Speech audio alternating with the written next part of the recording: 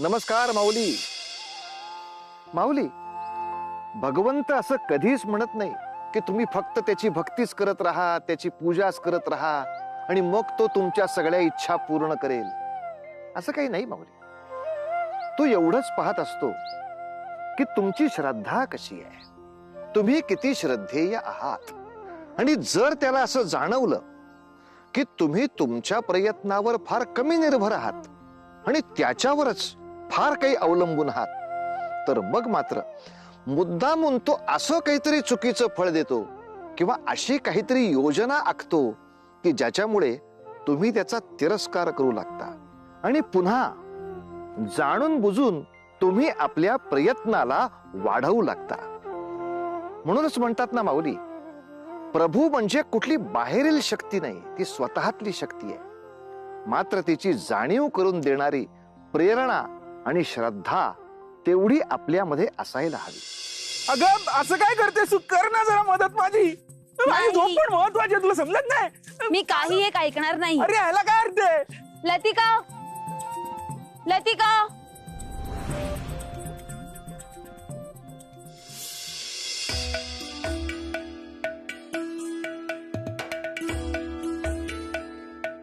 लतिका, बघतेस ना ग, हा भासदत्त जरा जास्तच लाडावलाय. स्वतःच्या सुखापलीकडे ह्याला काही दिसतच नाही. जरा याच्या मनाविरुद्ध काही झालं ना की याचा क्रोध अवकाशाला भिडतो. सरळ स्पष्ट सांगायचं ना. तुझ्या चुका झाकण्यासाठी त्याचा खापर तू माझ्या डोक्यावर फोडायला बघतेस. सांग ना. पाहते हा मी सर्व, आणि माझ्याही कानी आली आहे सर्पमित्रांनी सांगितलेली भासदत्तची कथा. होय, आणि मी देखील तुला हेच सांगेन की सर्व चूक ह्याचीच आहे. काय यात माझी चूक काय? आता जो त्रास होतोय तो मीच सहन करतोय ना. लतिका, तू तरी सांग हिला.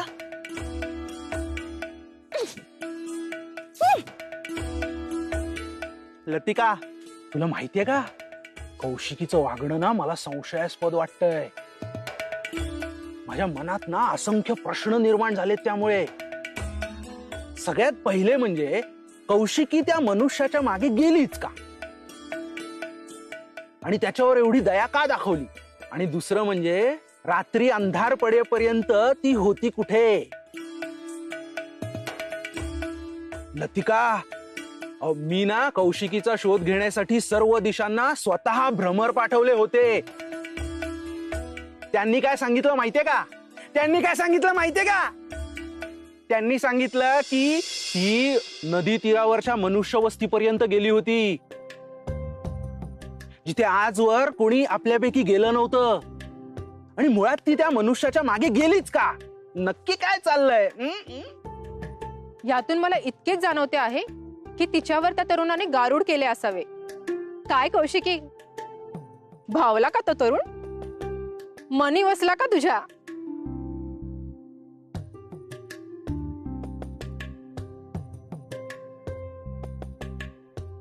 अरे देवा, म्हणजे मी ते चेष्टेत म्हणालो ते सत्य निघाले. आता कुठे आणि कसा शोधायचा तो तरुण?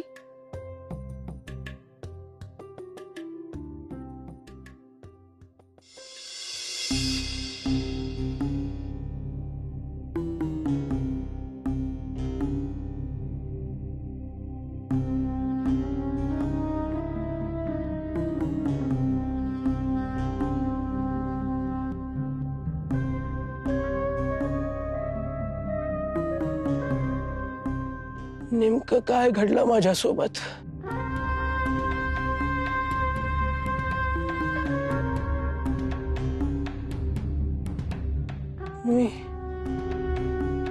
मी इथे कसा आलो? काय घडलंय माझ्यासोबत?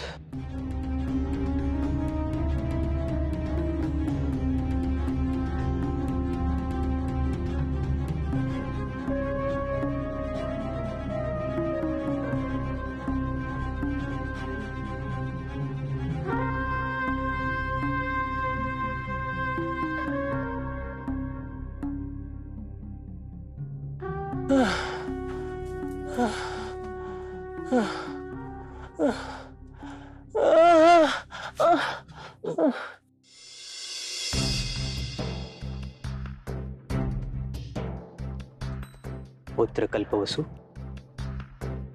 प्रणाम गुरुदेव. शुभम भवतु. आम्ही तुझ्या प्रकृतीची विचारणा करण्यासच येथे आलो आहोत पुत्र. गुरुदेव, याच प्रश्नाचे समाधान शोधण्याचा आम्ही प्रयत्न करतो आहोत.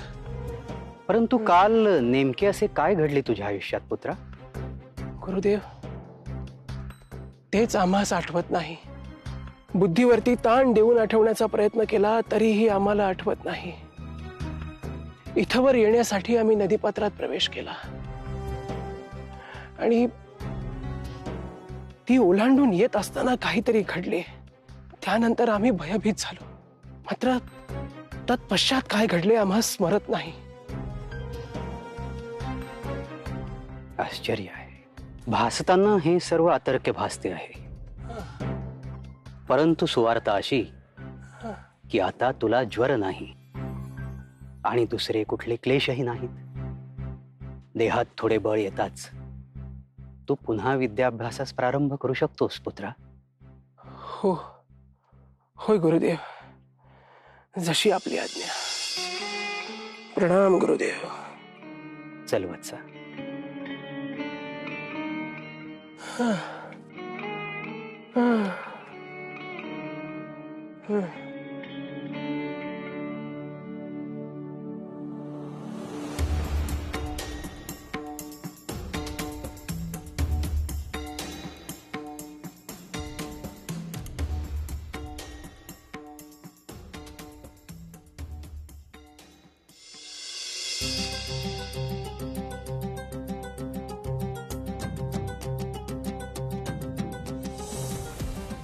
माई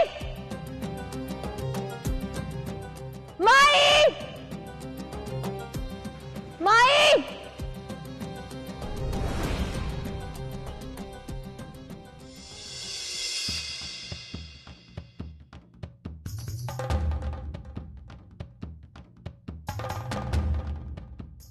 माई, आज मला तुझी किती आठवण आली काय सांगू. माझ्या मनातले तुला खूप काही सांगायचे होते, बोलायचे होते. माझं मन तुझ्याशी एकरूप झाले आहे. म्हणूनच तुझ्याशी हितगुज करायचे होते. एकीकडे म्हणतेस की मी तुझे मन जाणते, तुझ्या मनातले काहीच मला कळत नसेल. काल भ्रमर येऊन सर्व काही सांगून गेले हो मला. माझी लेक आता मोठी झाली तर, आणि आता तिच्या मनाचा ठाव घेणारे माझ्या व्यतिरिक्तही कोणी आहे म्हणायचे नाही. हे तुझे वाटणे अगदी अयोग्य आहे. माझ्या मनाचा ठाव अद्याप कोणीही घेतला नाहीये. असे मग हे लाजणे कशासाठी? हे जे काही तुझ्या चेहऱ्यावर फुलले आहे ना, ते तुझ्या मनातले भावच आम्हाला सांगत आहेत. त्यास लाजणेच म्हणतात. खरे आहे म्हणा, परंतु भय वाटते. पुढे काय होईल काहीच माहित नाही. त्या मनुष्यास कुठे शोधू, कसं शोधू? ओढ वाटली हे मान्य आहे. आकर्षण निर्माण झाले ते देखील सत्य आहे. परंतु ही क्षणिक ओढ विरून जाण्यासाठीच असते ना. जाणत्या वयापासून इथे राहू लागल्यावर माता व पिताश्रींची ओढ नेहमीच वाटायची. परंतु ते हे जग सोडून गेले आणि आता कधी परत नाही येणार. हे जाणवल्यावर ती ओढ सुद्धा विरून गेली. तेव्हा दुःख झाले. परंतु या माईने, भासदत्त सारख्या भावाने, लतिका सारख्या मैत्रिणीने आणि सर्वात महत्वाचे चंद्र स्वरूपासारख्या गुरूंनी माझा सांभाळ केला. आता हेच माझं कुटुंब आहे. शिव महादेव हेच जग आहे, हेच अस्तित्व आहे. ह्या श्वासांवर शिवकृपा आहे. ते सर्व योग्यच आहे, पण तुझ्या मनातली ओढ, आसक्ती योग्यच नाही का ती? तुझे दुःख मी समजू शकते बाळा. ये, आपल्या माईच्या कुशीत ये.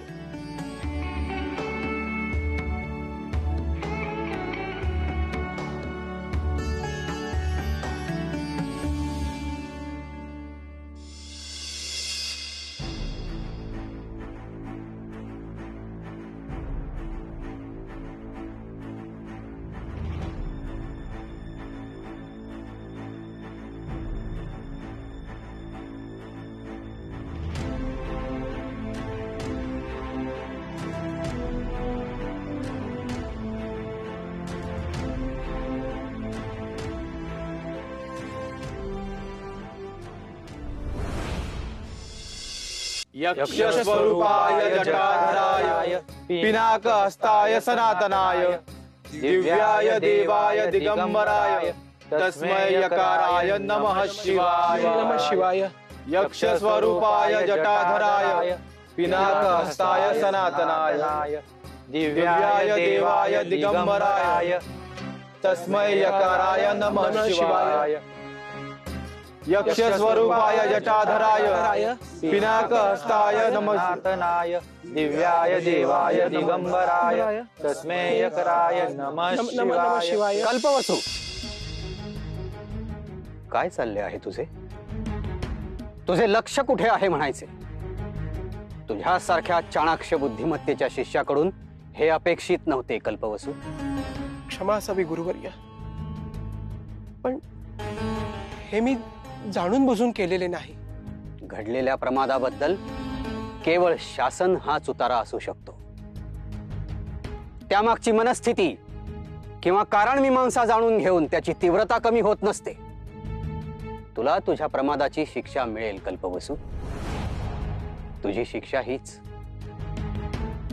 की या आश्रमाची स्वच्छता तू करायचीस. हा संपूर्ण आश्रम परिसर आजच्या दिनी तू स्वकष्टाने स्वहस्ताने स्वच्छ करशील. आले लक्षात? जा.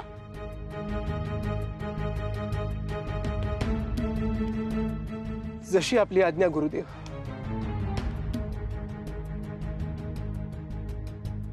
तुम्ही सुरू करा रे.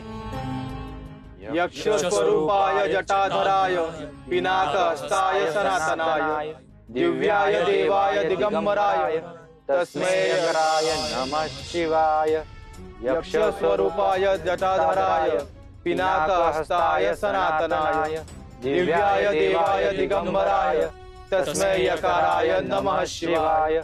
यक्षस्वरूपाय जटाधराय पिनाकहस्ताय सनातनाय दिव्याय देवाय दिगंबराय तस्मै यकाराय नमः शिवाय. यक्षस्वरूपाय जटाधराय पिनाकहस्ताय सनातनाय दिव्याय देवाय दिगंबराय तस्मै यकाराय नमः शिवाय.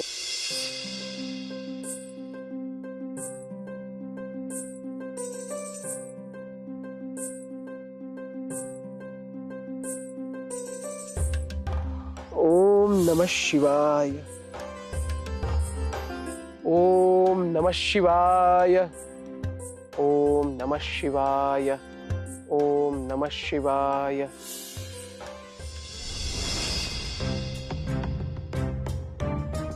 काय कौशिकी, कुणाच्या स्वप्नात रममान झालीस? एवढी आनंदी दिसतेस. काय गुपित आहे आनंदाचं? हो, कर कर, तू देखील माझीच चेष्टा कर. असं वाटते संपूर्ण जीवसृष्टीने माझी चेष्टा करायचं इतकंच कर्तव्य आहे. छे छे, तसं नाही. तुला तसे वाटत असेल, पण इथं येण्याचं ध्येय माझं ते नाही. तुझ्यासाठी महत्वाचा निरोप घेऊन आलोय मी. महत्वाचा निरोप? कुठला? गुरु चंद्रसेन यांनी तुझी आठवण काढली आहे. त्यांनी तुला भेटायला बोलवलंय. मला बोलवलंय? कशासाठी?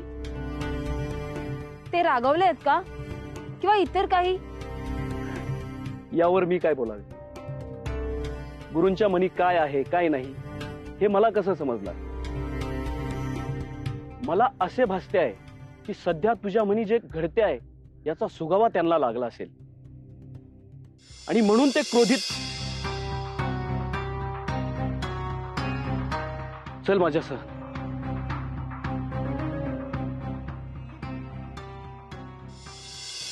ओम नमः शिवाय. ओम नमः शिवाय. ओम नमः शिवाय. ओम नमः शिवाय. ओम नमः शिवाय. ओम नमः शिवाय.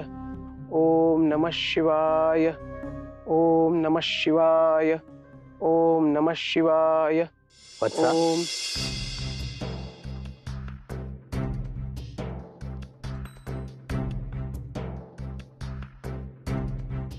श्री भगवंताचे पूजन पूर्ण झाले असे दिसते आहे. होय गुरुवर्य, हे काय आत्ताच संपन्न झाले. हा घ्या प्रसाद. उत्तम. वत्सा, मी हे सांगावयास आलो की तुझे सर्व सहाध्यायी नदीकाठी गेले आहेत संध्या करावयास, परंतु तू का नाही गेलास बरे? ते गुरुवर्य, मी असा विचार करत होतो की म्हणजे आजच्या दिवशी. आले माझ्या ध्यानात. म्हणजे संपूर्ण परिसराची स्वच्छता करून तुझ्या देहास कष्ट जाणवत आहेत असेच ना? होय गुरुजी, म्हणजे अगदी तसेच भासते आहे. परंतु श्री भगवंताच्या सेवेपुढे आपली क्षुल्लक दुःखे कुरवाळत बसणे योग्य नाही.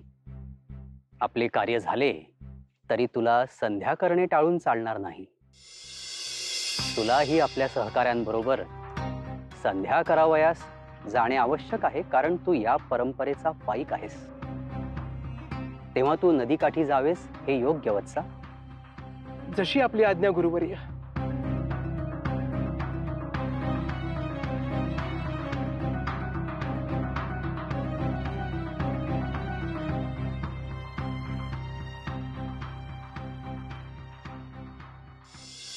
माऊली, इच्छा तिथे मार्ग असं म्हणतात ते काही खोटं नाही. एखादी घटना घडावी असं जर अत्यंत तीव्रपणे आपल्या मनात येत असेल ना, तर मग कितीही संकट येवो तसं घडायचं काही राहत नाही.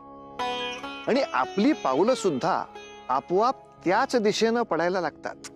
संपूर्ण सृष्टी देखील तुमच्या मनातली गोष्ट घडावी अशा रीतीनं तयारी करू लागते. पण हे तेव्हाच शक्य होतं माऊली, जेव्हा तुमची इच्छा ही जास्तीत जास्त प्रामाणिक असते, योग्य असते. प्रभू देखील आपल्या प्रत्येकाची मनस्थिती समजून घेत असतात आणि आपल्याकडून योग्य ते प्रयत्न करून घेत असतात. बघूया, कौशिकी जे प्रयत्न करते आहे त्यात तिला यश मिळतंय का नाही. तोवर उतू नका, मातू नका, आणि घेतला बसा टाकू नका.